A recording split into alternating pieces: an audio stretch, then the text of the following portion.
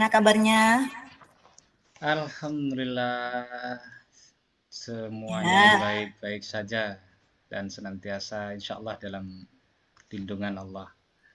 Ya, setiap alhamdulillah. kita pastilah Bu ada keluh kesah, titik-titik hitam yang perlu kita hapus kan seperti itu. Pasti. Mantap, kritis banget. Ya, Seperti yang sudah kita sepakati kemarin bahwa hari ini kita mau melaksanakan kegiatan coaching ya, terkait dengan beberapa hal yang sudah Pak Fathur alami ya, benar. dengan adanya tugas tambahan ya. Selain sebagai guru kelas, ternyata Pak Fathur juga punya tugas tambahan lain yang luar biasa, menyita waktu dan Tenaga. tenaga. Ya, siap. Bisa menceritakan Pak Fathur seperti apa itu ulasannya? Ya, baik. Terima kasih Ibu Endang kesempatannya.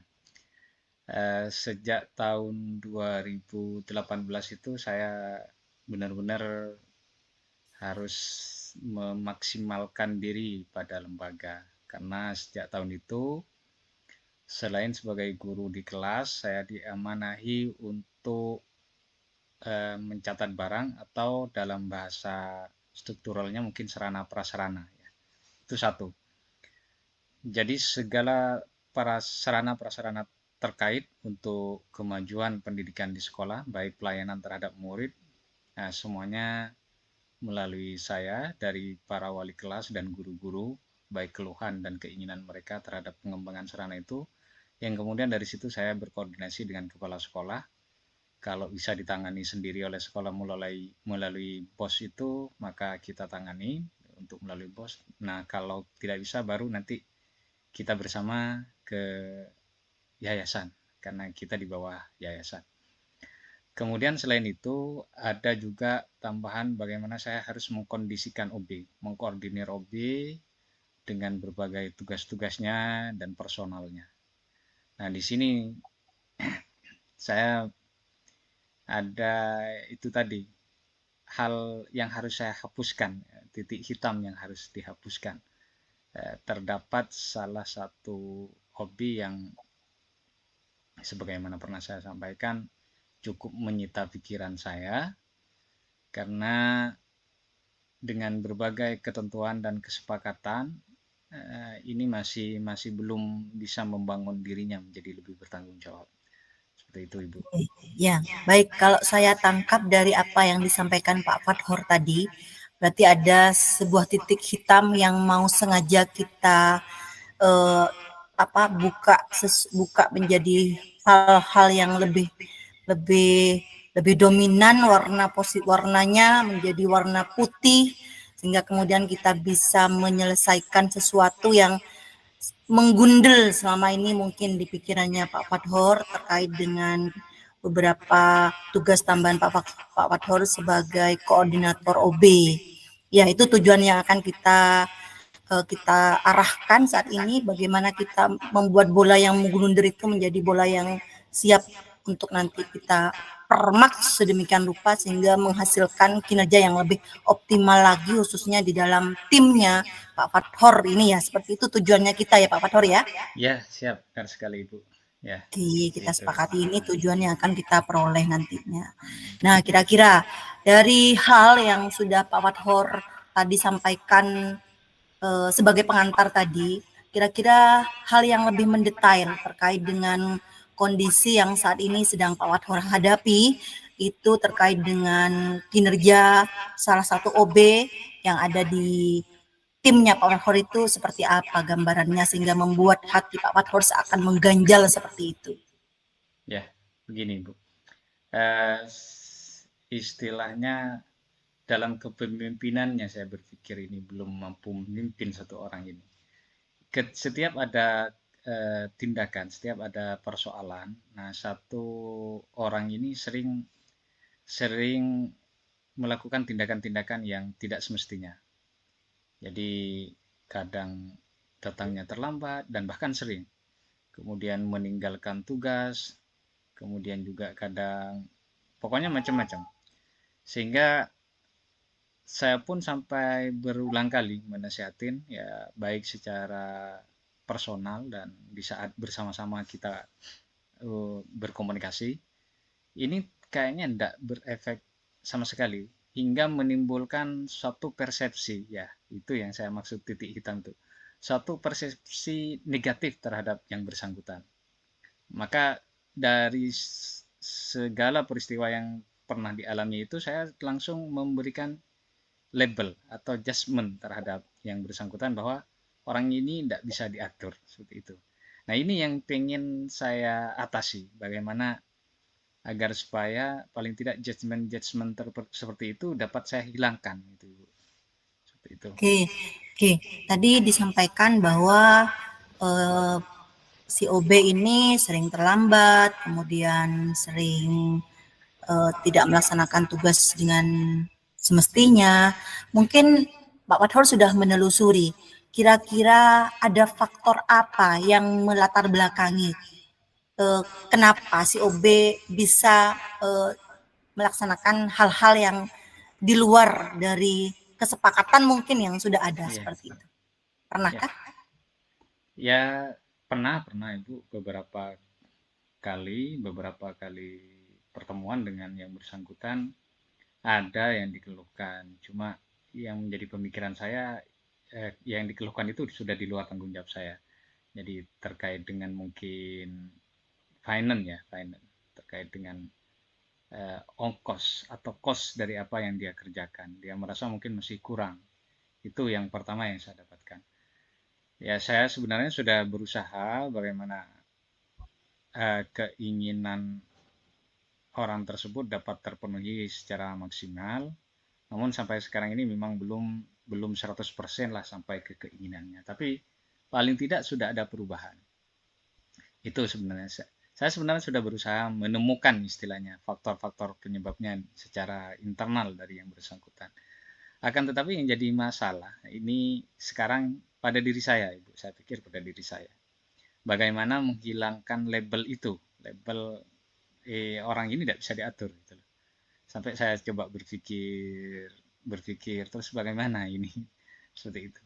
Jadi sebenarnya bagaimana labelisasi terhadap yang bersangkutan itu, labelisasi negatif maksud saya terhadap yang bersangkutan itu bisa saya hilangkan. Itu yang sering agak menguras pemikiran saya. Seperti itu. Oke. Berarti mungkinkah sekarang Pak Padhor berusaha menempatkan posisi Pak Padhor dan posisi COB? Seandainya Pak Padhor berada di posisi COB dengan segala keterbatasannya sehingga kemudian mempermasalahkan faktor finansial sebagai salah satu hal yang menurunkan optimalisasi kinerja dia, sehingga seperti sekarang ini, pernahkah Pak Padhor menempatkan posisi Pak Padhor seperti beliau saat ini? Merasakan sepertinya saat ini? Itu yang sedang saya usahakan, Bu. Sebagaimana yang disampaikan oleh Bu Endang tadi, bagaimana saya mau posisikan diri seperti apa yang dialami oleh mereka, seperti itu. Ini yang sebenarnya sudah mulai saya lakukan, walaupun saya merasa sulit di situ. Sampai kadang berpikir lagi seperti itu. Karena tujuan utama saya sebenarnya seperti yang kita sepakati di awal, bagaimana meningkatkan kinerja yang bersangkutan dan bagaimana saya menghilangkan labelisasi negatif kepada yang bersangkutan. Jadi sudah berusaha sudah mulai sedikit-sedikit. Dan memang ada keinginan dan rencana saya bagaimana ke depan saya berusaha mendekatinya secara individu dan secara lebih ke hati, seperti itu. Saya punya rencana seperti itu. Tapi belum saya laksanakan karena ini masih dalam proses menghapus labelisasi negatifnya itu. Seperti itu. Berarti Pak Padhor sudah menemukan sebuah rencana sekarang untuk meminimalisir labelisasi yang sudah terlanjur Pak Padhor berikan kepada COB dengan hal-hal yang sudah tampak mulai ada di benaknya Pak Padhor ya. Sekarang tinggal ada sebuah aksi nyata untuk bisa merealisasikan keinginan itu menjadi sebuah kenyataan, sehingga dengan cara seperti itu mungkin Pak Padhor lebih merasakan apa yang dialami si OB. Kira-kira apa tindak lanjutnya yang akan Pak Wator lakukan? Ya, saya Punya akan kesadaran sekarang. ya dengan hal-hal yang saya sampaikan tadi itu ya itu Sandi. Berusaha apa ya, mendekati secara personal, berusaha memahami lebih mendalam tentang yang bersangkutan, dan kemudian yang berikutnya adalah bagaimana saya bisa menerima seperti itu. Dan itu sudah berusaha saya lakukan dengan kadang-kadang saya ajak yang bersangkutan itu, saya ajak ini ayo kita kerjakan berdua. Ayo kita selesaikan berdua. Saya sebenarnya sudah berusaha seperti itu. Cuma karena keinginan itu ingin segera-segera itu kadang yang menjadi pokoknya segera terselesaikan seperti itu. Tuntutannya itu. Berarti sudah ada langkah aksi yang sudah Pak Wator lakukan ya. Nah, sekarang setelah Pak Wator punya agenda untuk pelaksanaannya itu, mungkin Pak Wator punya keinginan untuk melibatkan pihak lain sehingga nanti bisa dijadikan sebagai mediasi, sehingga ukuran perubahan perilaku itu sudah tampak dengan adanya hal-hal yang sudah Pak Wator lakukan itu berhasil apa tidak, sehingga tidak subjektif dari Pak Wator. Bisa saja nanti ada pihak lain nanti mungkin yang bisa memberikan juga semacam pengukuran lah bahwa oh iya yang sudah dilakukan Pak Wator ternyata dia sudah begini-begini, punya mungkin ide-ide ke sana sebagai evaluasi dari hal yang sudah Pak Wator lakukan? Ya, sempat terlintas, tapi belum masuk pada perencanaan saya, sempat terlintas.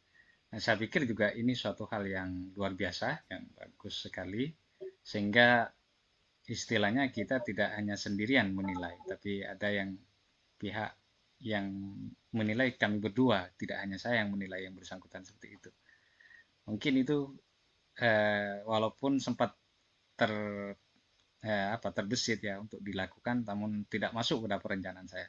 Nah, dengan sumbangsi pemikiran dari Bu Endang ini, kayaknya memang harus saya lakukan seperti itu, sehingga saya bisa juga minta bantuan ke teman itu untuk kontrol, untuk kontrol terhadap apa yang saya lakukan, sehingga saya bisa merefleksi lagi dari segala hal yang saya lakukan untuk perbaikan-perbaikan ke depannya, termasuk labelisasi saya terhadap yang bersangkutan, dan termasuk juga yang berikutnya adalah peningkatan kinerja yang bersangkutan seperti itu. Terima kasih Bu Endang, luar biasa sekali. Ya, luar biasa sekali ya untuk acara coaching kita kali ini. Kita sudah bisa menentukan yang harus kita lakukan sehingga Pak Wator nanti bisa mencapai tujuannya, yaitu mengoptimalkan kegiatan tim OB-nya menjadi lebih aktif lagi. Terima kasih Pak Wator. Semangat ya, semangat untuk berubah, semangat untuk sama Pak Wator. Ya, siap. Sudah, kita ada nyampe 15 menit ini Pak Wator. Ya, siap. Ya, lanjut ke saya, tunggu dulu Pak Wator ya. Ini ada musik-musik kok kedengaran ya Pak Wator ya? Enggak terdengar. Enggak? Ya, tidak. Ya. Jadi gimana? Mau langsung lanjut ganti posisi? Boleh, atau mungkin refleksi nanti di akhir ya Ibu. Untuk refleksi diri. Nanti refleksinya. Ya, pertama nanti Bu Endang, kemudian saya juga itu refleksi. Atau langsung refleksi saja Pak Wator ya? Langsung refleksi saja ya? Karena ini waktunya masih 13.56. Ya, boleh. Ayo silakan refleksi dirinya Bu Endang. Karena ini bukan dari saya, harus ya merefleksi. Kan sekarang quote-nya sampean. Silakan dipaparkan. Ya. Baik, dari kegiatan coaching kita kali ini, beberapa hal yang perlu saya berikan gambaran sebagai bentuk refleksi kegiatan coaching yang sudah kita lakukan. Ternyata ada sesuatu yang luar biasa kita peroleh, yaitu dengan kita berkomunikasi dengan rasa dalam situasi yang nyaman, kemudian saya berusaha berada di posisi Pak Fathor saat ini sebagai coach, saya bisa menangkap bahwa ternyata kita itu akan nyaman mengkomunikasikan hal yang kita rasakan, hal yang ingin kita lakukan, itu ketika suasana hati kita itu sudah benar-benar fokus.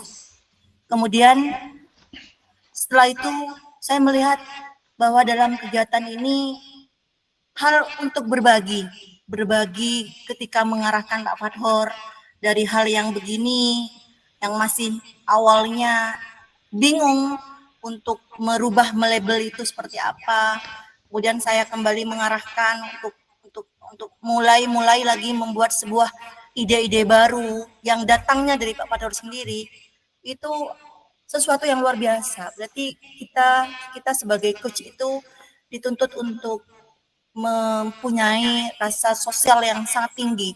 Bagaimana kita mengoptimalisasikan kemampuan dari rekan sejawat kita yang awalnya mungkin terpendam atau sedikit mau dimunculkan, tapi dengan kemudian kita memberikan semangat, memberikan arahan, ternyata si coach mampu untuk mengungkapkan hal-hal luar biasa yang bisa dia lakukan, yang sementara ini masih berupa tatanan rencana saja menjadi sebuah aksi nyata untuk kemudian dia bisa menghasilkan, mencapai tujuan yang ingin dia peroleh. Sesuatu kegiatan yang luar biasa sekali Pak Fathor. Hanya dalam sebuah percakapan saja kita bisa menentukan goal apa yang ingin kita raih sehingga menghasilkan sesuatu yang luar biasa. Itu mungkin refleksi yang bisa saya sampaikan Pak Fathor. Terima kasih.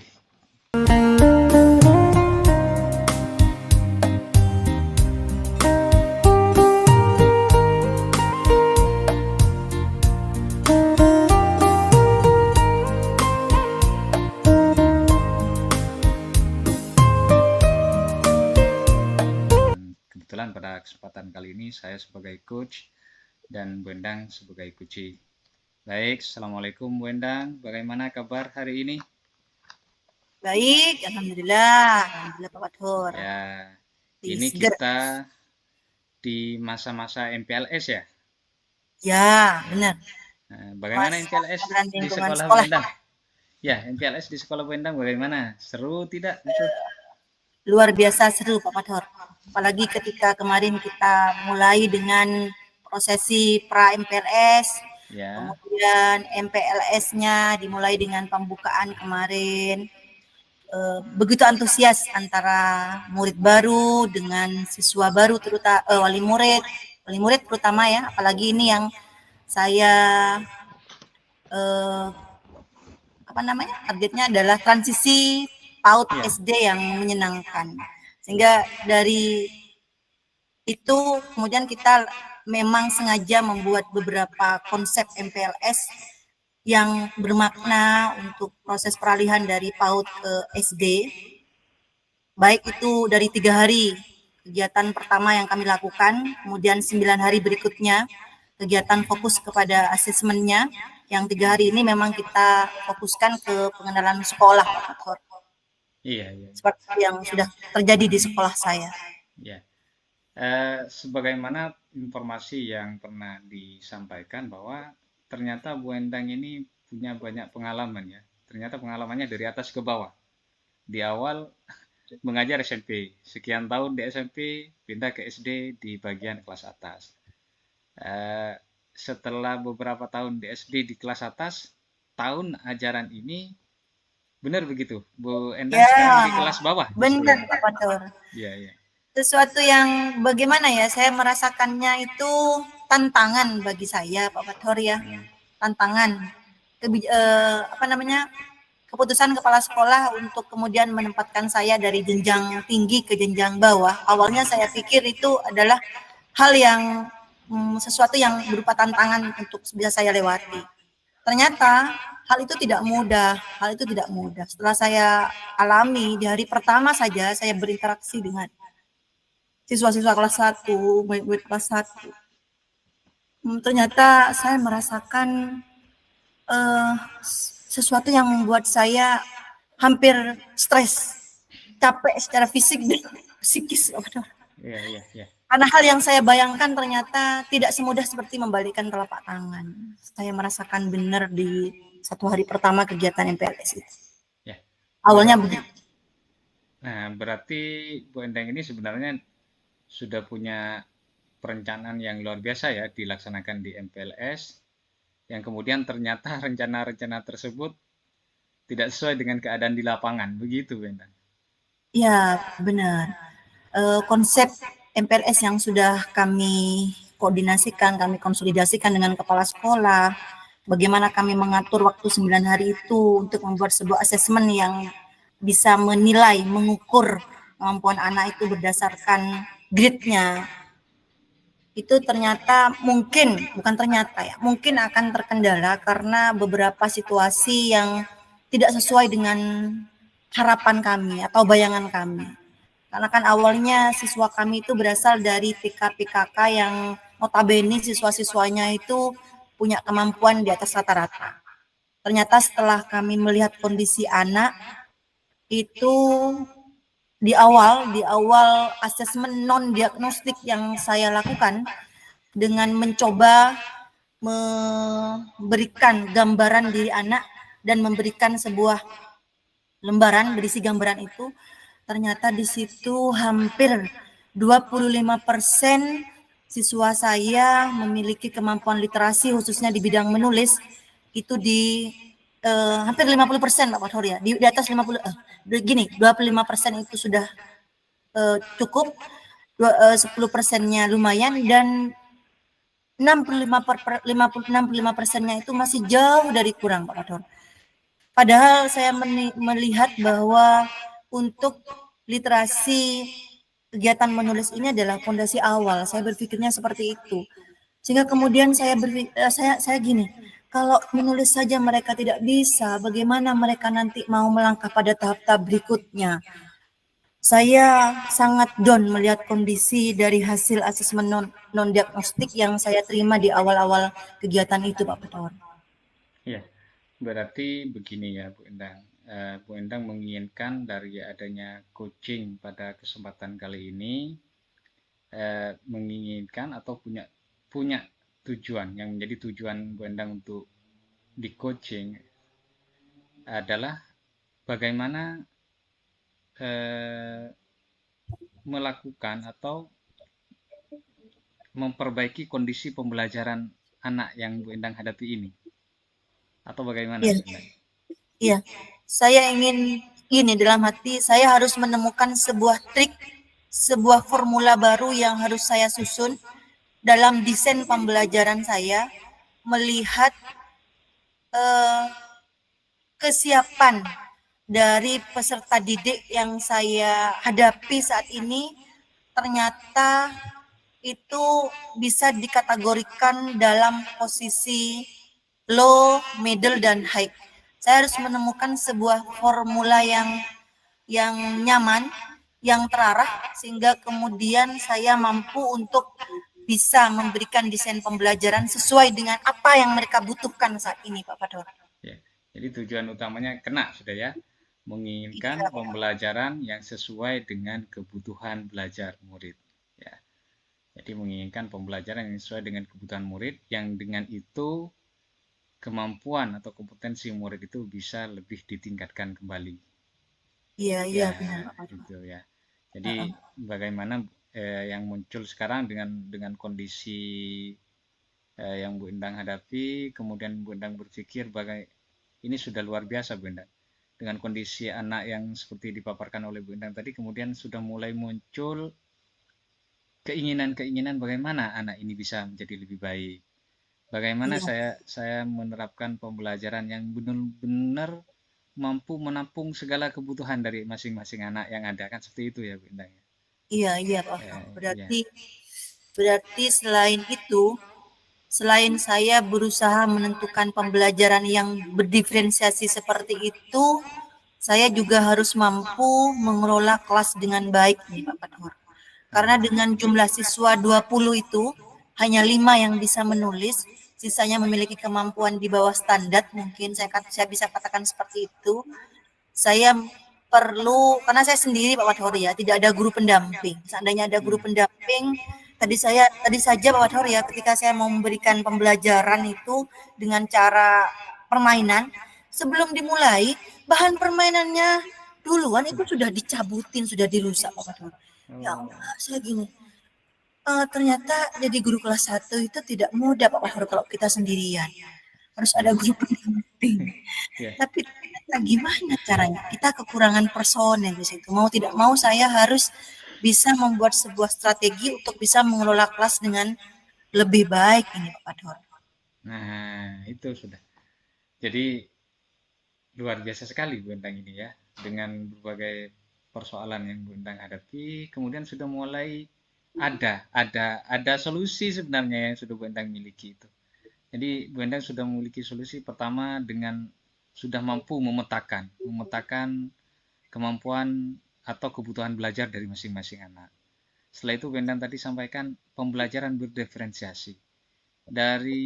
Setelah dipetakan kebutuhan dan kemampuan belajar masing-masing anak, Bu Endang sudah muncul keinginan untuk melakukan pembelajaran berdiferensiasi, itu sudah luar biasa.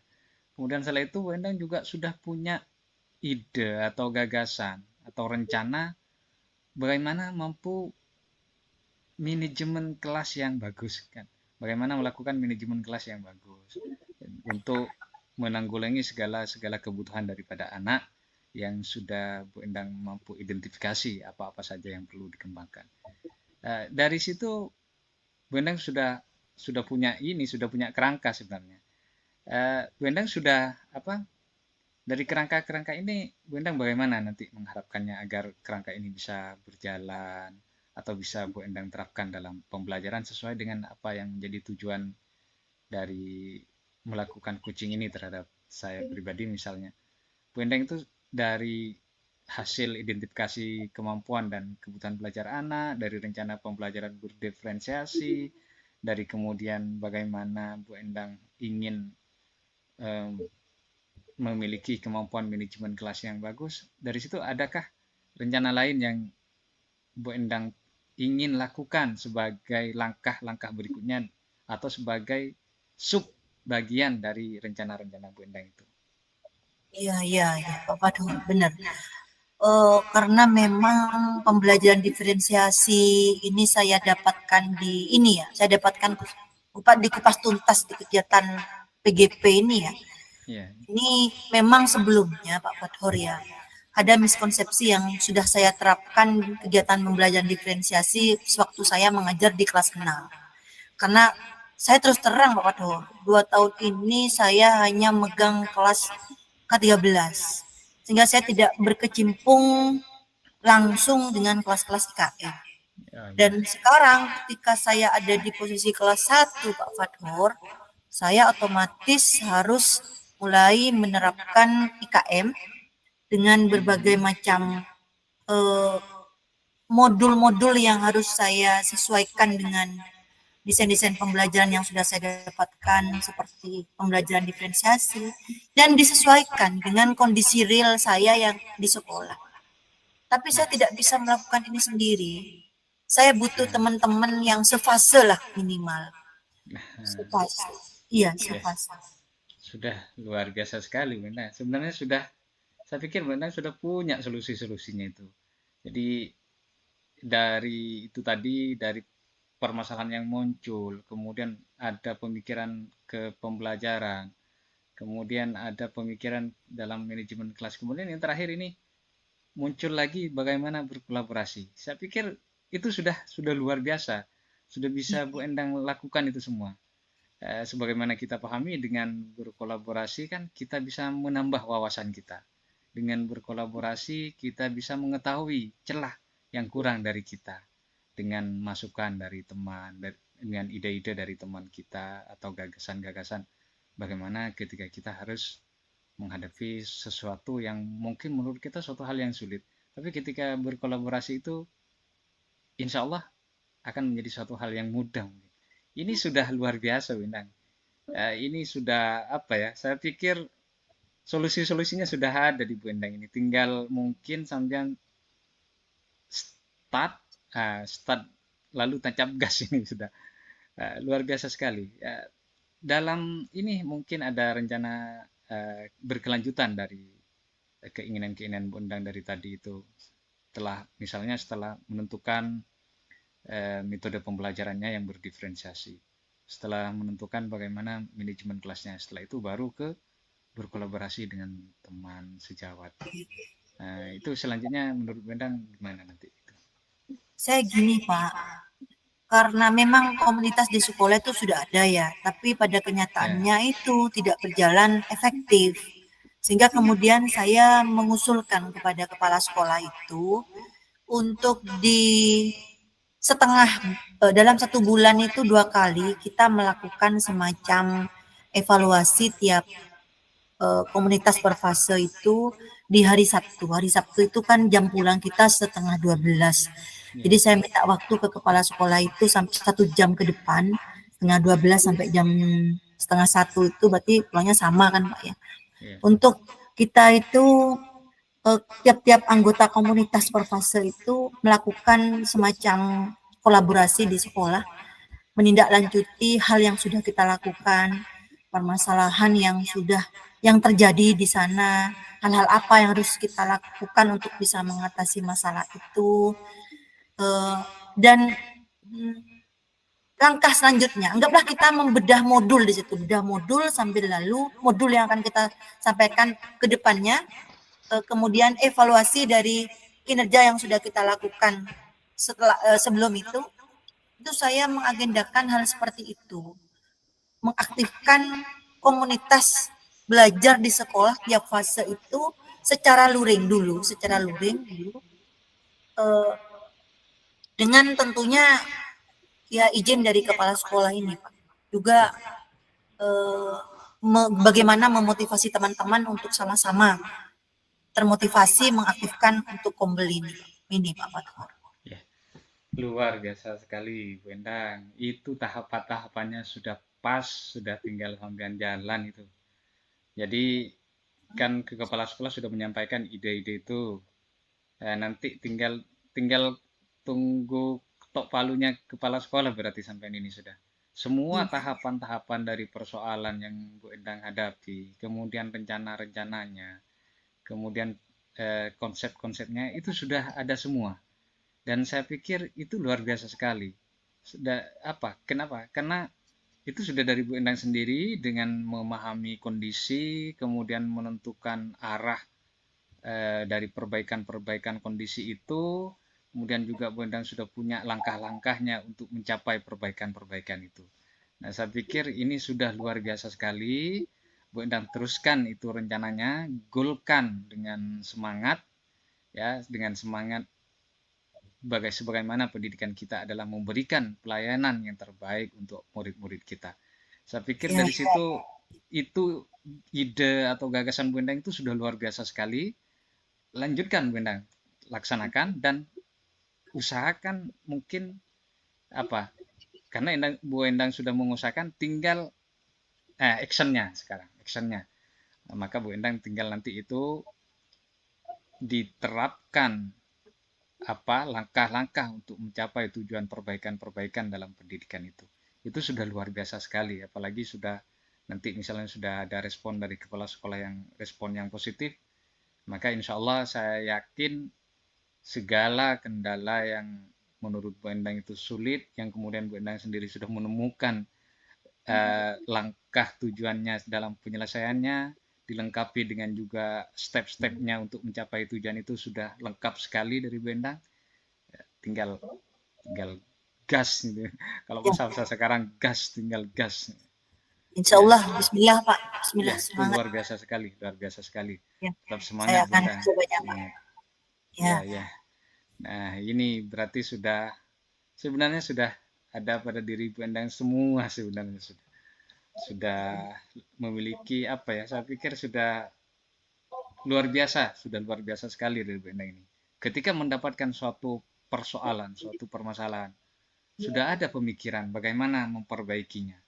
Kemudian dalam upaya mencapai tujuan memperbaiki permasalahan itu, Bu Endang sudah punya poin-poin langkah untuk sampai ke sana. Istilahnya kalau naik tangga.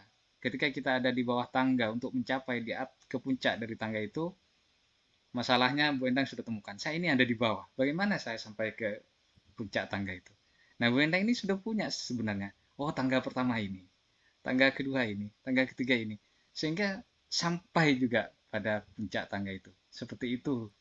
Sudah ada semua sebenarnya disampaikan. Tinggal ya yang viral sekarang ini gas. gas. Gas.